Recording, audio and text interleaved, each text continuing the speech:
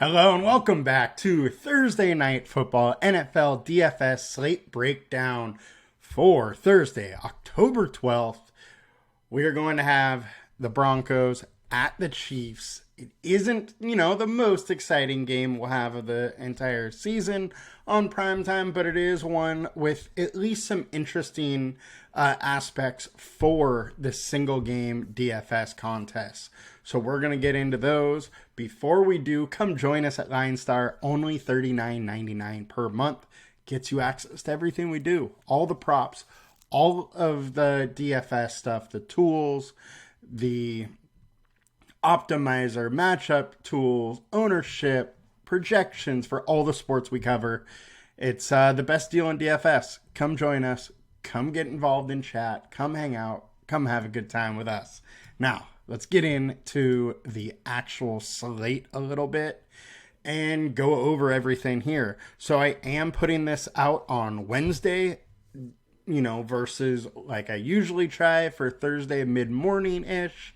So it is going to be a little bit earlier. And with that, I'm going to lean less on ownership than normal. We will talk about it because we still do have projections. They're just going to change a little bit more from now till then than they might otherwise as news comes out.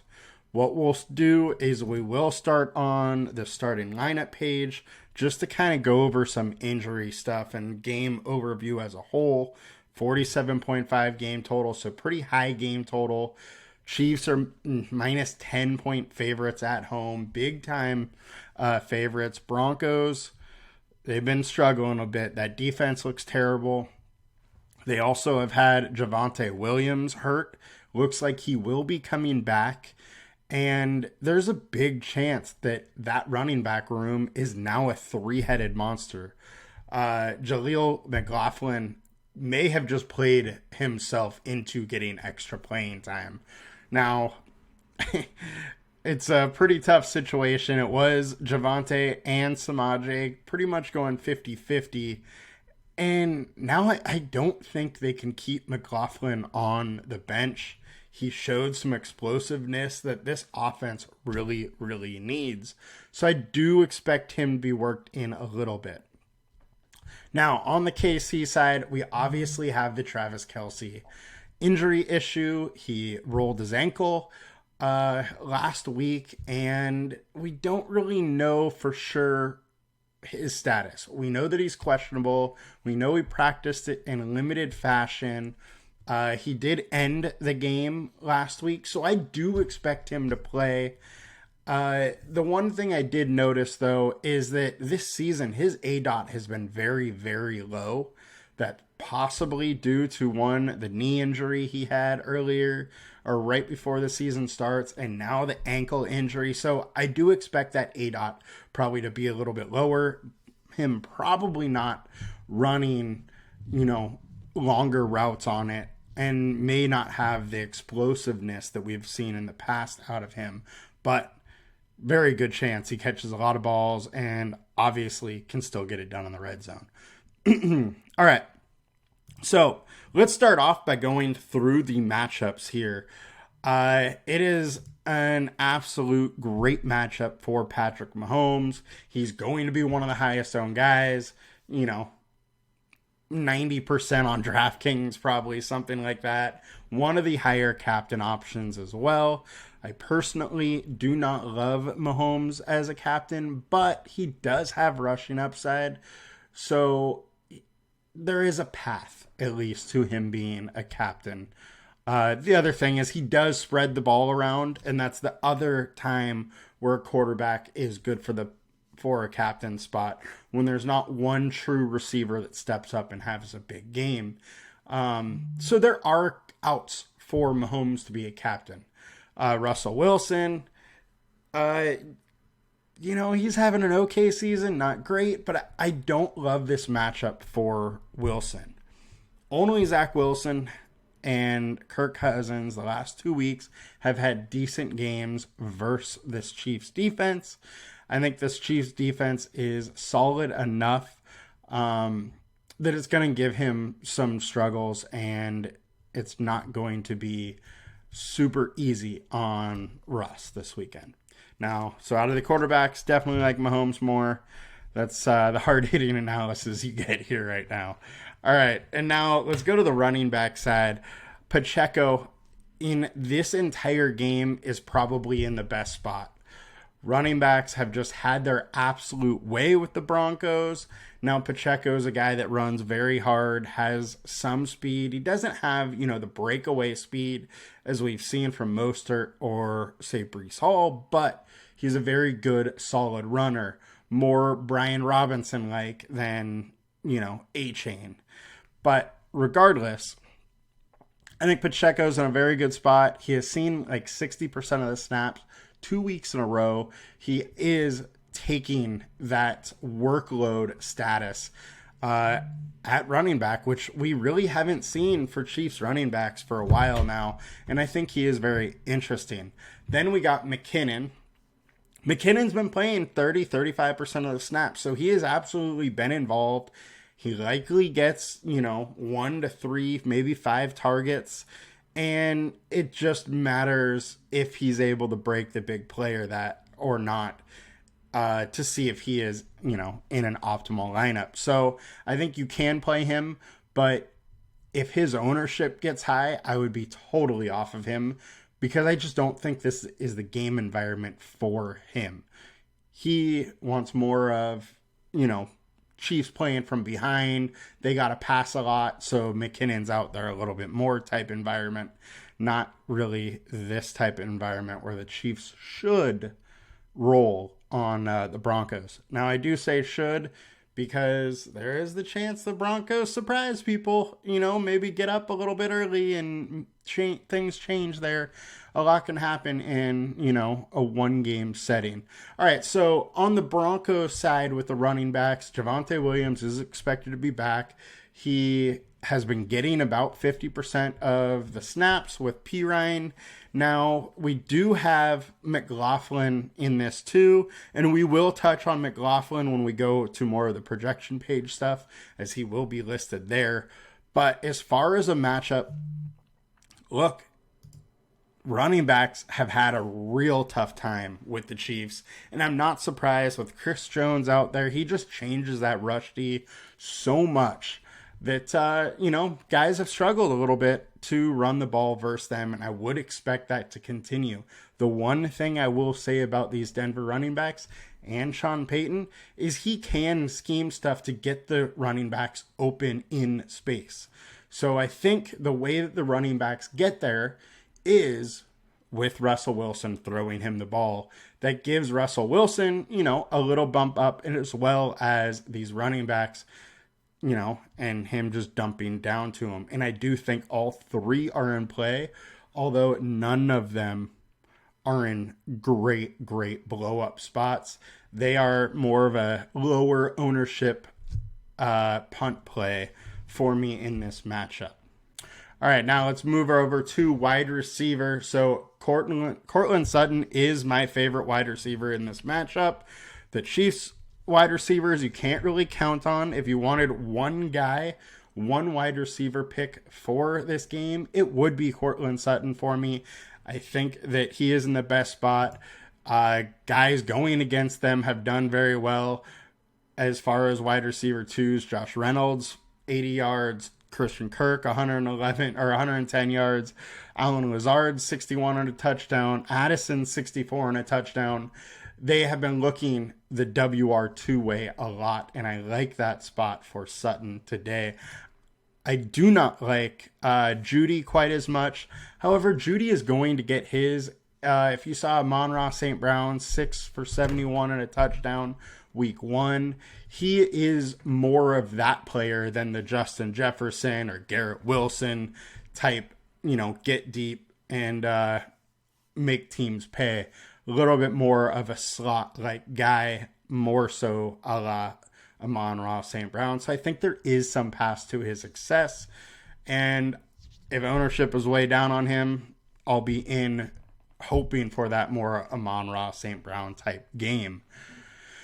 Now, KC wide receivers. A lot to go over here. So, MVS, Marquez Valdez-Scantling, clearly the guy that is running the most routes. He is on the field the most. He is the most consistent guy that, they really have. Now, he hasn't done much with it. If we pull it up, 2 targets, 2 targets, 2 targets, 3 targets, 2 targets. He's not getting the targets they need. I don't expect that to magically change this game. However, if nobody is going there, I do like MVS because we know he has that ceiling potential. 6 for 116 and a touchdown versus the Bengals last year. 3 for 111 versus the Niners. 3 for 60 and a touchdown versus the Jags last year. He does have the ability to put up a very big game score and really win you a tournament. So I do like MVS a little bit if he is very low owned. And I would expect him to. He is not the flashiest guy of this Chiefs wide receiver core. You got Sky Moore. Sky Moore is in a troubling spot for me. His snap counts keep going down. He really is struggling to get targets. I just don't love him. They tried to get him involved earlier in the season. Not much came of it. Now, he is still on the field, half the time. So he does have some aspects of you may wanting to play him, being the fact that he is on a Mahomes-led team. But outside of that, I'm real down on Sky Moore. Now, Rashee Rice is a very interesting one. And he's more of the wide receiver 4 in my mind. The reason being is he's only playing, 30 to 40% of the snaps. However, he is getting the targets. When he's on the field, Mahomes is targeting him. 5 targets, 7, 2, 5. Mahomes is looking his way. This guy is going to figure out how to get on the field more as the season goes on. And I would say that it is likely sometime soon he makes a jump and skips Sky Moore and gets on the field a little bit more. I think they need him in that spot and they need a little bit more out of him. Now, if Travis Kelce is banged up a little bit, maybe not playing as many snaps as normal, I think Rashee Rice could get a big bump up for this week. So I do have some interest in going with Rice. I think it's in a good spot. We know this Denver defense is terrible. They've really got beat up by wide receivers, by tight ends, by running backs, by everyone. So I think what happens this game for the Chiefs is they're going to use the weapons that they know and they trust the most, and that will work. Travis Kelce, Isaiah Pacheco, and then a slew of wide receivers, which you don't really know which one will pop from week to week. And so far, none of them have really been popping. But because there are so many guys, ownership on these wide receivers are going to be down. So it'll be interesting to find the one that gets a touchdown this week. We'll talk a little bit more about wide receivers when we get to projections because we'll have a little bit more of them to go through. Now, both tight ends this week are absolutely in play. So, Travis Kelce, Denver Broncos have been giving it up big time to tight ends. I mean, Kmet, Conklin, Thomas, they've all had some of their better games of the year versus this Denver Broncos team. And then on the Broncos side, Troutman is definitely the tight end 1. The Chiefs have given up 51 yards to Hawkinson, 58 to Conklin, 22 to Kmet, 57 to Ingram, 39 to Laporta. There is definitely a path to Troutman having that 3 to 6 or 5 reception range and, 30 to 50 yards. Now it just matters if he gets in the end zone or not, whether he is optimal, and that's really what it is going to come down to for him. But he is a strong play for sure. Now, let's stretch it back out, get back onto the we'll go to running backs real quick because I want to touch on CEH and McLaughlin. CEH, he's down to barely playing and barely getting anything. The only situation where I see him really benefiting in this game is if the Chiefs absolutely dominate the Broncos and he's getting a ton of second half work in a blowout. We saw versus the Bears, 41-10 game. CEH got 15 carries, had a touchdown. That is how CEH wins in this matchup. That is the only way. So if you're going with a total onslaught KC type lineup, CEH could be an interesting low-owned cheap play to throw in there. But that's the only one I'm playing him. It's the only way he's getting on the field enough to really be viable. Now, Jaleel McLaughlin, look, on FanDuel, he is way too expensive. He's like $10K. On DraftKings, I think there's some pass to him. One, we do have some wind in this game. 20-mile-an-hour winds might cause some deeper passes, to miss a little bit more. But the thing is, this guy is explosive. He's had 2 games in a row now with almost putting up 20 points on limited touches. Versus Chicago, 10 touches, 104 yards, and a touchdown. Last week versus the Jets, another good rush team, or defending the rush team. 89 yards on 12 touches and a touchdown. The guy is good. He can make stuff happen in space. And I expect him to be involved a little bit. Maybe only 20-30%, something like that. But if he gets 5 to 10 touches, there is the chance that he does, a lot with it. So I would think about having him, just a little bit. Now, if Javonte does not play, you obviously are going to play him, and his ownership is going to be very high. But Javonte is expected in at this point. So that is McLaughlin. Now switching over to the running or the wide receivers, so we can look at some of the other guys here to talk about. Justin Watson, we absolutely need to bring up. So this is a guy that is getting 4 or 5 targets a game. Well, 3 to 5, I would say, is where he's consistently at. He's averaging 3.2 targets on the season. I think he's super interesting. Watson, his ADOT is real deep. He is a guy that can get deep. And on the season, 45 yards, 62 yards, 51 yards, only 5 versus the Jets, then 56 versus the Vikings. He is one of their best deep threats, and there is the path to him having a big-time game at low ownership. So I think you do need to consider him.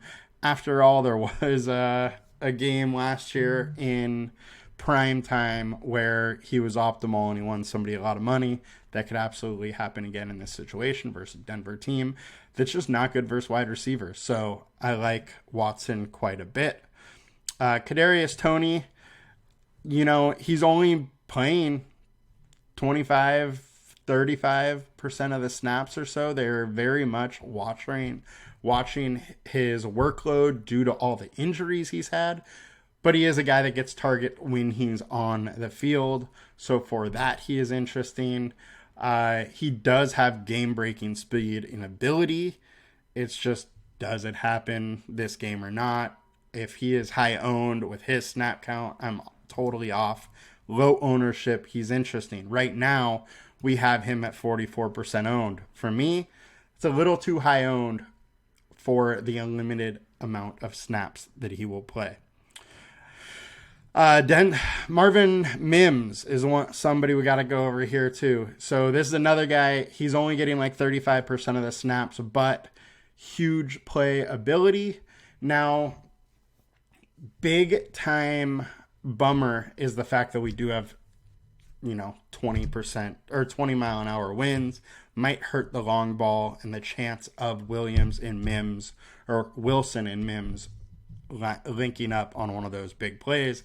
But Wilson's one of the best deep ball throwers, and this dude can get deep and can get open. So I think Mims is interesting, especially in a game script where the Broncos have to throw a lot and are bringing more 3-4 wide receiver sets. I like him a little bit more in those situations. Only other guy we got to talk about, total punt. But Justin Ross got on the field last week. He only played 9% of the snaps. He had 4 targets and 2 catches in those 9% of the snaps. I think it was only like 6 snaps that he played, but yet he was targeted on 4. So the dude has a way of getting open. If they give him a little bit more, he's interesting when nobody's going to go there. I'm going to just say that. It is an absolute punt play because we have not seen him get a decent amount of workload, but I think the ability is there. He was a preseason darling. Chiefs fans were raving about him. We just need him to get an opportunity.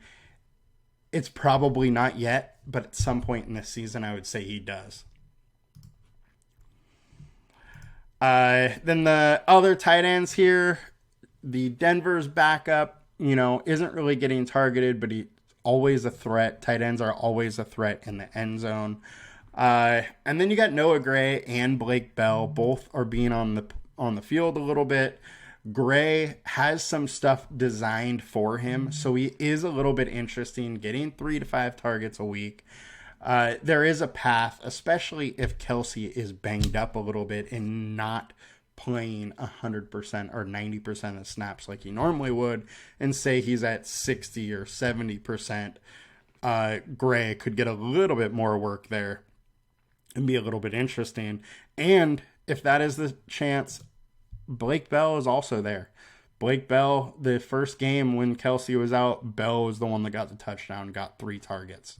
So I think there is a path to the tight ends in this game on both sides, even, the lower owned ones. More so on DraftKings where you have the extra roster spot and the cheaper salary than on DraftKings, or on FanDuel. But needless to say, both are in play.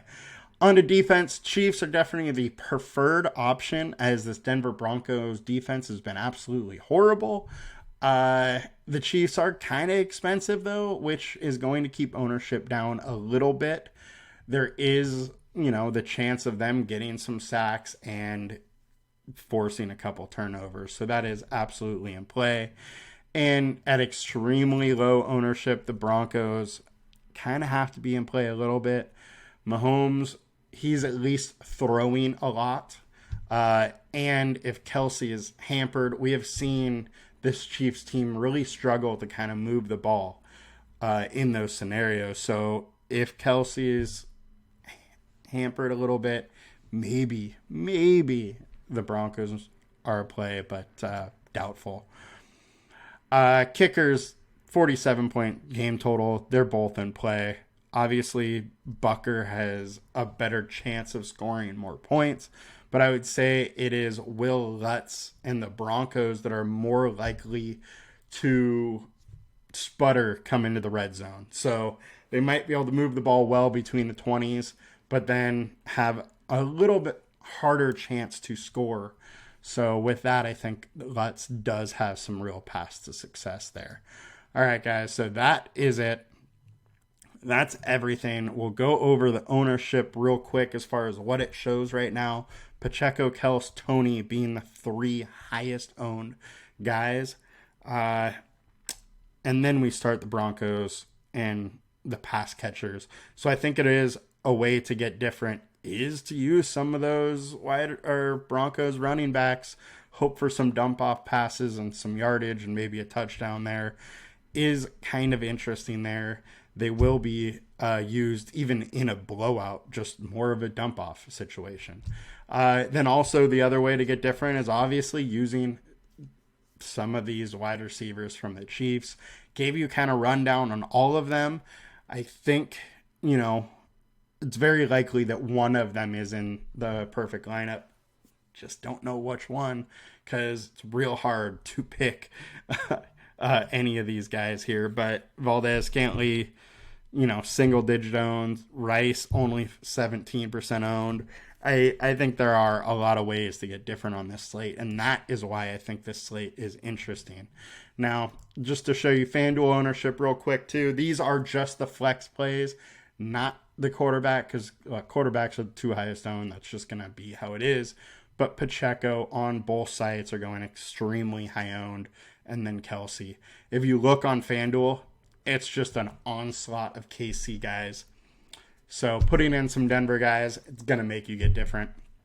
If you're only going one Denver guy, don't go Judy because he's the chalk. Get a little different. A lot of different things can happen on a slate to make it happen. All right, guys, that will do it for us today. I will be back for the Sunday breakdown. You guys have a good one. Again, I know I'm getting out a day early. Tried to give a little more information and not rely on ownership quite as much because of it. Have a good one.